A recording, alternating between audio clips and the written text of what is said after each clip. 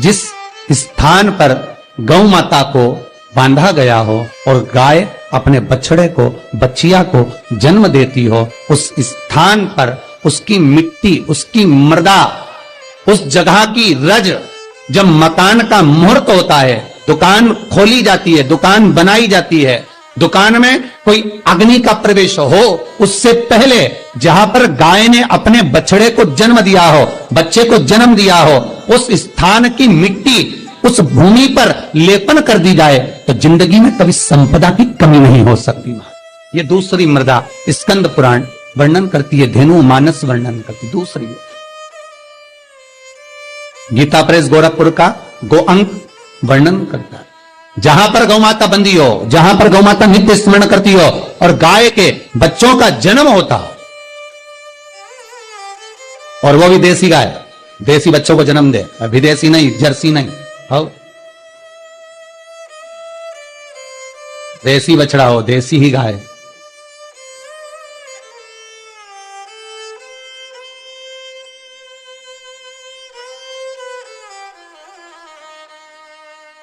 महाराज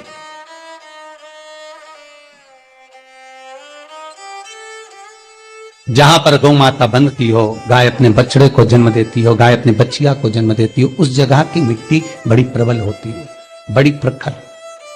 यहां तक शिव महापुराण की कथा कहती है, स्कंद पुराण कहती है, धेनु मानस कहती है, गीता प्रेस गोरखपुर का गो अंक वर्णन करता है।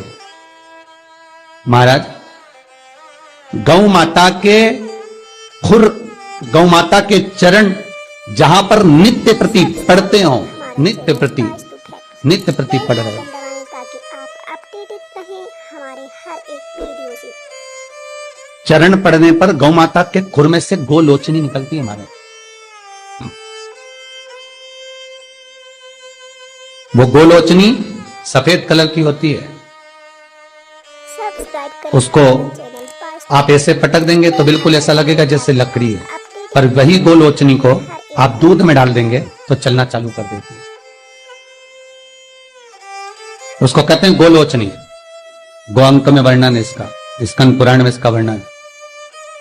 जिस जगह पर गाय बछड़े को जन्म दे, बच्चिया को जन्म दे, और जन्म देते समय पर गौ माता को जब कष्ट की अनुभूति होती है, जो कष्ट जैसे एक नारी का कष्ट होता है, वैसे ही गौ माता का कष्ट होता है।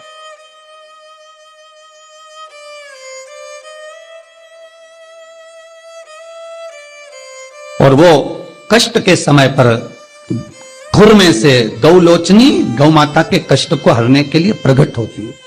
उस गौलोचनी का जिह्वा से गौ माता चाटन करती है, चाटती है, और चाटने के बाद जो बछड़ा जन्म देती है, उस बछड़े को अपनी जिह्वा से एक बार चाट लेती है।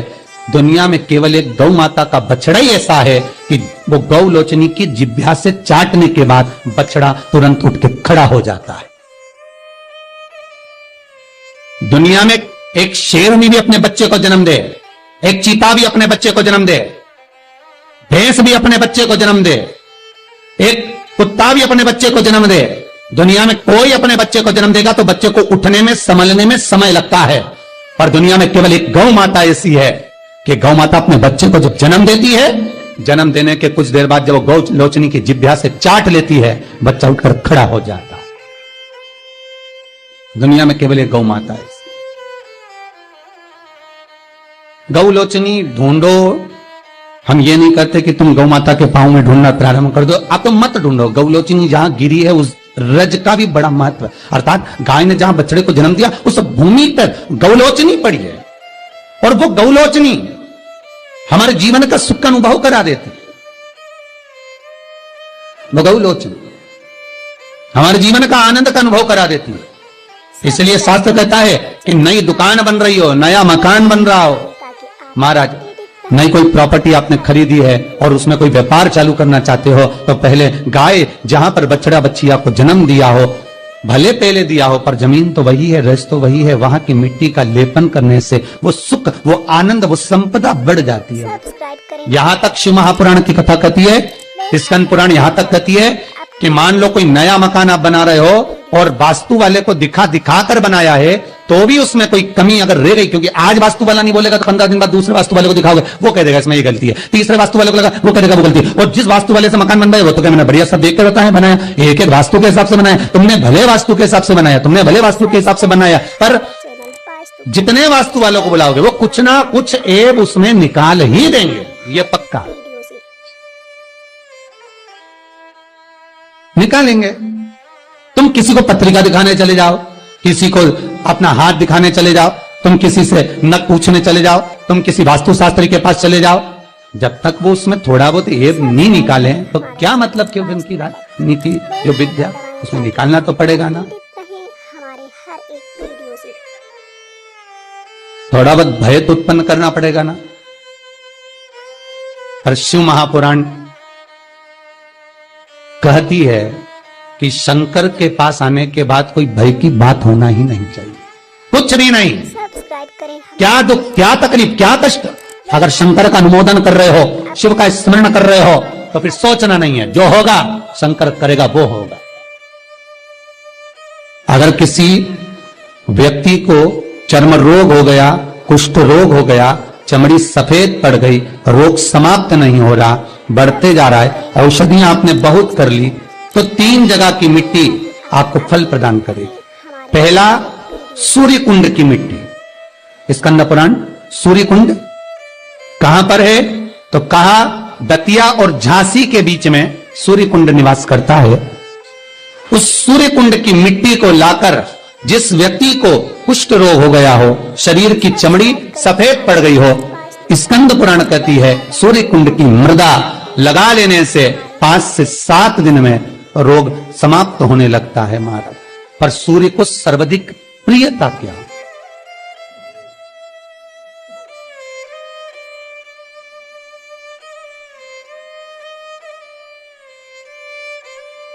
सब्सक्राइब करें हमारा चैनल। सर्वाधिक प्रियता सूर्य को क्या, आप अपडेटेड क्योंकि सूर्य तपता है, तो उस तपन को मिटाने के लिए सूर्य देवता के शरीर पर गाय का घृत मला जाता, जैसे शनि को तेल लगाया जाता है, सूर्य को घृत मला जाता। इसलिए सूर्य कुंड का एक नियम है कि सूर्य कुंड पर से अगर हम मिट्टी लेकर आते हैं, शरीर पर लगाने के बाद जब शरीर का चर्म रोग समाप्त हो जाए, सफेद चमड़ी अपने वापिस रंग में आ जाए, तब आप जितनी कामना कर आते हैं उतना घी उस सूर्य कुंड के पास में डालना पड़ता है। 1 किलो, 2 किलो, आधा किलो, 250 ग्राम, 25 ग्राम, 50 ग्राम, जो आपने कामना करी है उतना चढ़ाना, पर वो घी गाय का होना चाहिए।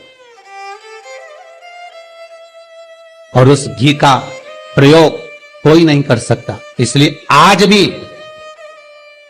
स्कंद पुराण में तो केवल सूर्य कुंड का वर्णन है, घृत का वर्णन है, पर स्थान आज भी झांसी और दतिया के बीच में जो सूर्य कुंड विराजमान है, आज भी वहां पर कुंड के पास में एक घी का कुआं है जिसमें घी डाला जाता है, पर उस घी का प्रयोग कोई दुनिया का व्यक्ति नहीं कर सकता। जो करता है वो शरीर में फफोले पड़ जाते हैं और बाद में सड़कर मर जाते हैं। हमारा channel Vastu fact, bell icon दबाएं ताकि आप अपडेटेड रहें। घृत है, पर गंध नहीं, घृत है। 3 जगह की मृदा जीव को सुख का अनुभव कराती है। पहला सूर्य कुंड। महाराज श्री शिवाय नमस्तुभ्यं, श्री शिवाय नमस्तुभ्यं, श्री शिवाय नमस्तुभ्यं।